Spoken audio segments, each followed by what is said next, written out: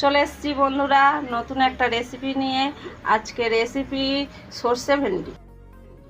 এখানে আমি ভেন্ডি কেটে ধুয়ে রেখে দিয়েছি, তো তেল বসিয়ে দিয়েছি, গরম হয়ে গেছে। এবার ভেন্ডিটাকে ভেজে নেব।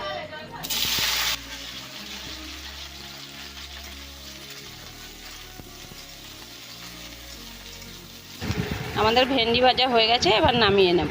কড়াতে আমি তেল দিয়ে দিচ্ছি,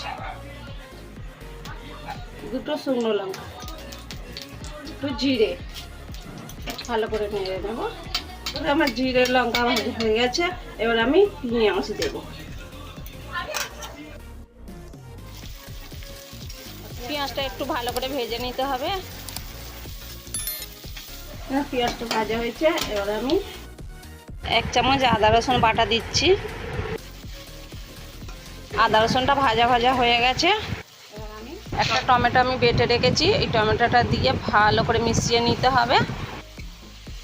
এবার আমি নুন দিলাম, স্বাদ মতো নুন, 1 চামচ লঙ্কা গুঁড়ো, 1 চামচ হলুদ গুঁড়ো, স্বাদ মতন চিনি, জিরে গুঁড়ো, ধনে গুঁড়ো। চুকে ভালো করে নেড়ে চেড়ে নিতে হবে ভেজে। এখানে সাদা সর্ষে আর পোস্ত বেটে রেখেছি, এটাকে ভালো করে নাড়াচাড়া করে মিশিয়ে নেব।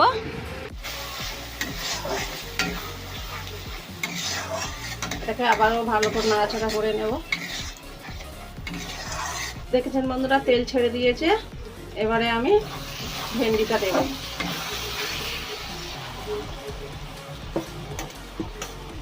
ভেন্ডিটা দিয়ে নাড়াচাড়া করব। বন্ধুরা জল দিলাম।